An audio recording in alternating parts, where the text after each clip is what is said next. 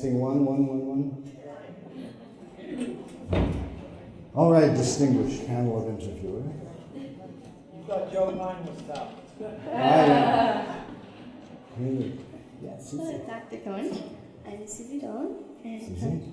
we just wanted to congratulate you on your position as a speaker at the Sahavas. But you do realize, of course, you are on a 30-minute probation. On a 30 minutes?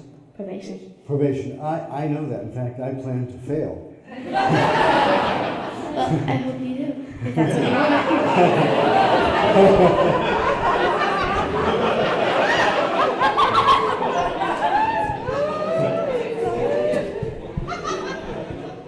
Hi, Dr. Cohen. Hi. I'm Stephanie Irvin, and I was wondering, what were your expectations of this position? You know, I've learned that it's better not to have expectations, but that it would be something I'd probably never forget, which would be unique in my case. Hi, Dr. Cohen, how do you do? I'm Eva Greenstein, and I want to know, when you were interviewed for the position, you mentioned that Mayor Bava told you to speak out against drugs. So what did that involve? Well, it involved some confusion, which I talked about a little bit yesterday. One of the other members of that original crew, Robert Dreyfus, may in fact be in the audience, but he'll protect my memory too. It was a time in the States when drugs were very popular. A lot of the harm associated with them hadn't been found out yet. And people who are interested in God and spirituality were thinking, including myself and some friends at a previous time, that you could get through God. You could get to God in this way. Well, Obama made it very clear that that was impossible and asked us to tell everybody, not just our friends, including our friends, gatherings, speeches, articles, magazines, interviews like this, TV, and we had to tell it straight, too. And we were encouraged to say that, in fact, Meher Baba, God in human form, that's how we knew. That's exactly how we knew we were right. Even before the scientific evidence came out. Well, I think at the beginning we weren't quite comfortable with that because we didn't think we could get the attention of distinguished interviewers like yourselves. We had no credentials. We didn't even like to talk much. Robert never wanted to stay in any place for one period of time. I was trying to get a job, you know. And Rick was ready, Rick Chapman, was ready to go to India on a Fulbright. Okay? We were not in good shape. But when I think, and it was probably harder for me, but after I realized that if he's God, he should be able to pull this off. But let's see how he's going to do it. So one of the things we thought we might be able to do is write letters to the editors of college newspapers. We might have at least some standing as students. Maybe it is. And Robert has a better memory of it. Oh, we slaved over this letter to the editor, and we found the names of all the college newspapers in the United States and sent out this letter, including quotes from Baba, and not knowing if anything would happen. Well, it got picked up in a lot of college newspapers. In fact, ultimately, and we got calls, and one day we were stunned to see an editorial in the Christian Science Monitor quoting the letter and quoting Avatar Meher Baba with his quote. I said, Do they know what avatar means? I think we're probably the only non-Christian science authority that had ever been quoted in the religious orientation of the editorial. Well, things started to pick up. And the Baba groups around the country began to say, well, we can help. We'll call up people. We'll call up Susie. She's a famous talk show because she's tough, but she's famous. And they would just call up straight and say, we know these people, and they've had experience with Timothy Leary. He was an infamous character at that time. And others, and they'd be willing to come out and talk about LSD and God. Now, if you were a press agent, you would say, oh my God, they're never going to get out and sound interesting, they're nobody, they got no books, nothing, they don't have a record. They all said yes. They all said yes. And so that began a couple of years of everything. Anytime somebody said they'd listen, we'd talk. High schools, colleges, every conceivable kind of media outlet. I told the group yesterday that we wrote articles for psychic junk magazines. Anyway, classified ads. We would, the Baba groups would help sneak posters in on live shows and stick them up. We had people call in with planted questions, usually a big mistake. A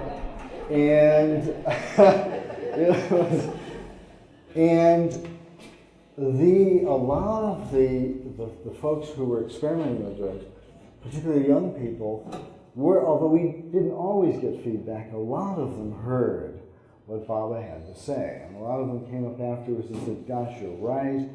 We pointed out things that could happen. Some of them got interested in Mayor Baba. When audiences were not sympathetic, or when the situation was bizarre, Baba would come to the rescue. There's two examples.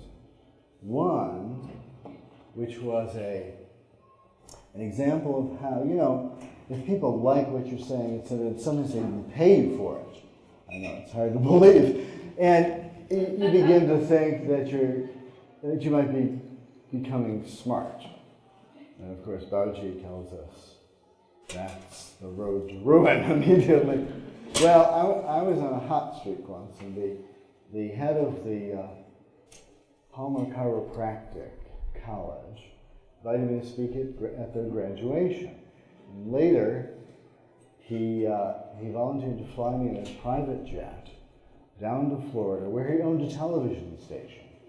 And he was going to give me an entire primetime TV talk show.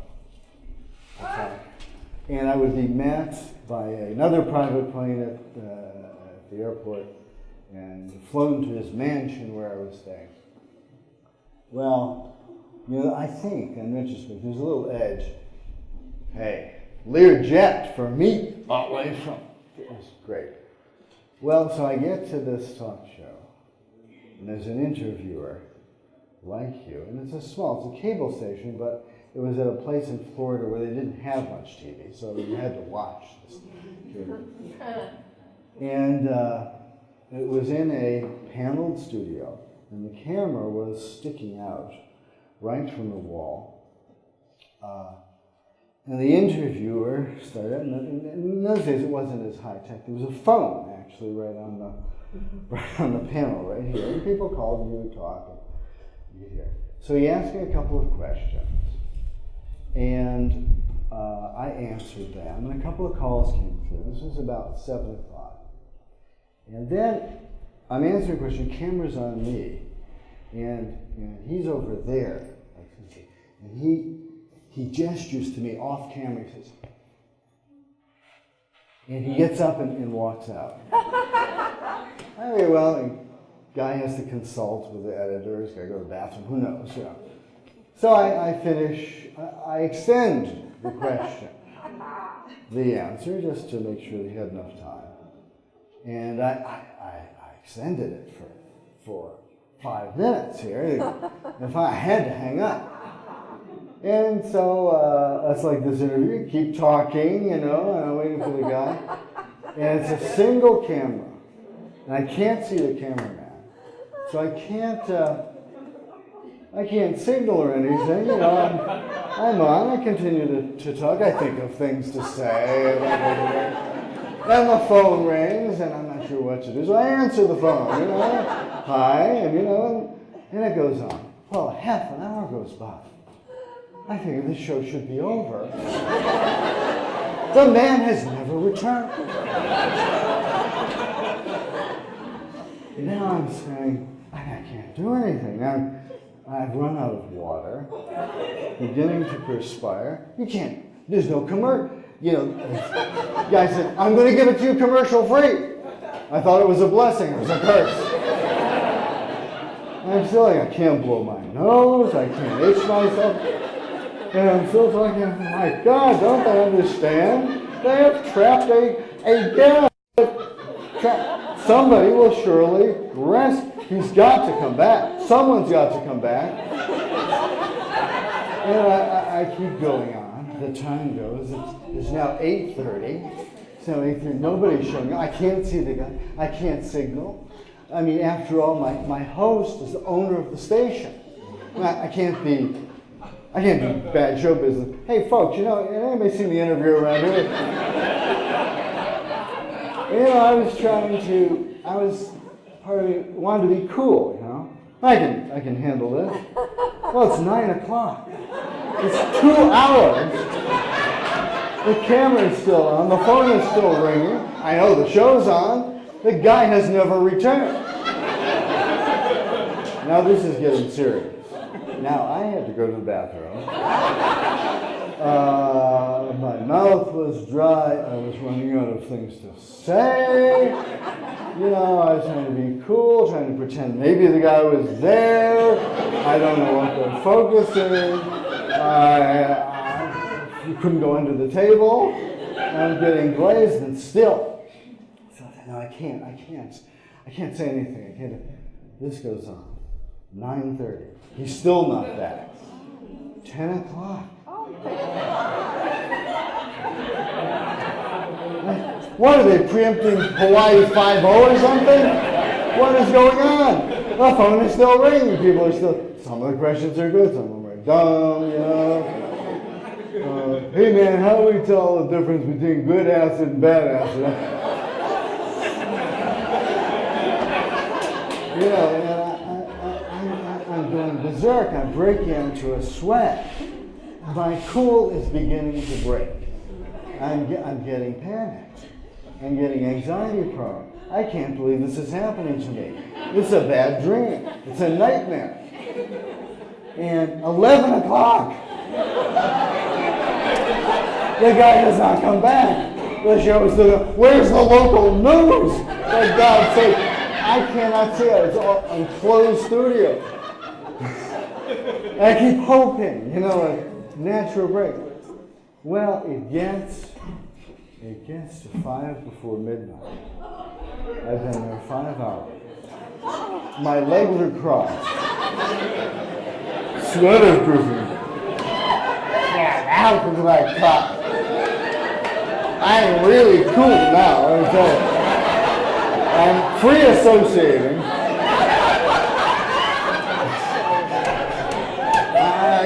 I'm making no sounds. I think maybe I should hypnotize the audience to go to sleep. I can slip out. And then I say, no, this is really, no, I can't go on. I will make one last stab at being professional, but I'm going to kill somebody. So I said, it was just about midnight. I said, well, thanks very much. This concludes broadcasting today. I was going to get even for these guys. This concludes broadcasting for WKLB in Naples, Florida. And I went to build up the camera, and at least I could put the Star Spangled Banner on or something like that. You know, I was doing the best I could. And I said, so good night. And I just kind of, that's camera. And I get to the door. I want to say, open the door. It's pitch black. Hello? I said, where's Ron? Where's the station manager? Where's it? I walked in. The entire studio is deserted. There is no one there. There is no cameraman. It's on automatic. No one was there. I had to go outside.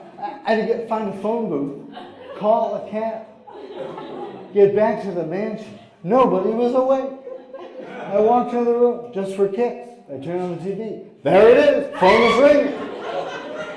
Well,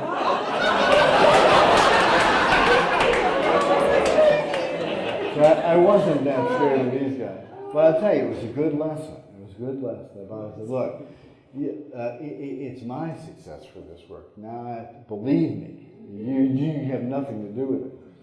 One more story, because now this is on the other side of where the audience was not happy.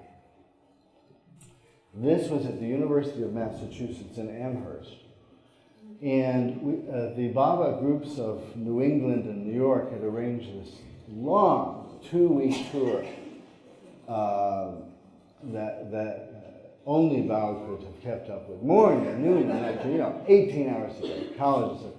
And one of the last ones was at the University of Massachusetts. We drove up from New York City. I was already exhausted. But thankfully, they described the PR for it. And thankfully, it was a small, 4 Baba lovers on the whole campus. Last minute thing. They mimeographed about 20 flyers, and they had a classroom. I said, all right, how bad can it be? I mean, we can just chat and I can go to bed fast. It's good. There may be one person. I know that. Doesn't matter. So I show up and I walk in to this room. We walk in this room, there's no one there. Well, hey, but not even the Baba lovers. And we said, where's this talk? And somebody in the hall said, oh, it's been shifted over to this building. Oh, fine. We go over to this building.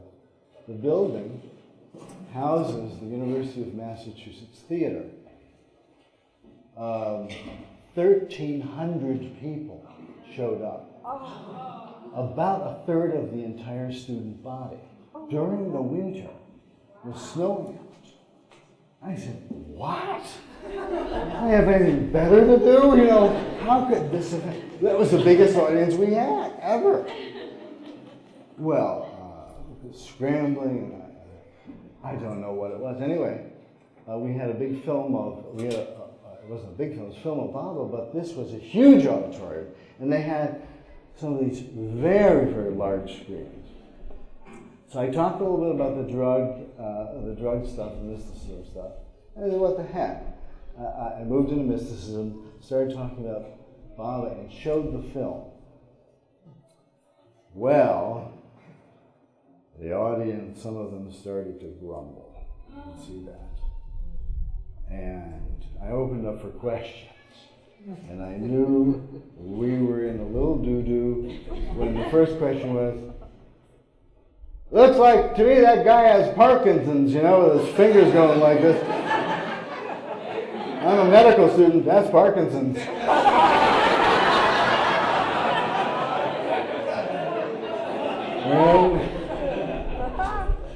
And this is not going to be a group that's going to hear the alternate explanation of working on the planes there.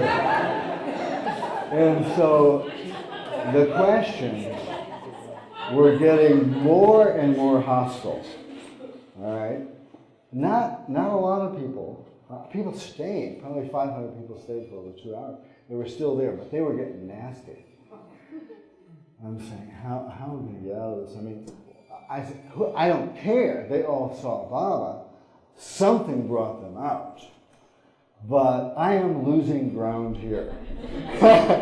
Where are my buddies from the Baba group to say, well, Dr. Cohen's had a long trip. Get him off the stage. Where's the hook, you know? So I'm beginning to sweat. And I'm standing there beside the podium, and somebody asks their nasty question, and I'm about to answer it, and then suddenly, now what I'm going to tell you now happened within a half a second. The first thing that happened, a millisecond before, is a blood-curdling scream went out in the audience. A millisecond later, I found myself thrown backwards, blinded, and couldn't breathe.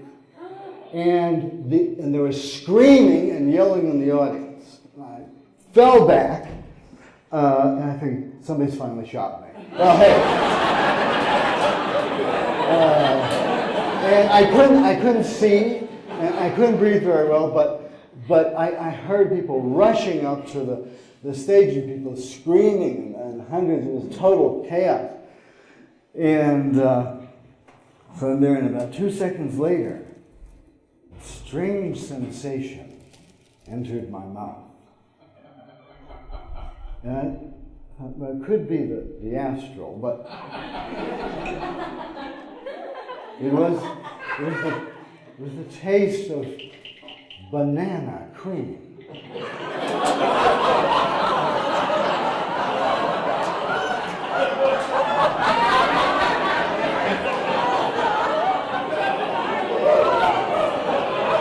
I must have gotten shot with a banana shotgun or something. And then I was emboldened, since I might still be alive, and opened my mouth and more happened. Suddenly I saw light, and people huddled around me and were brushing the blood off me or something. Then I could see, and then suddenly things started to drip.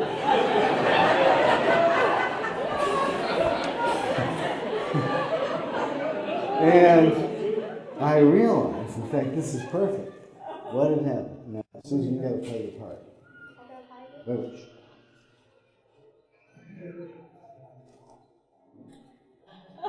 Oh, it's sweet.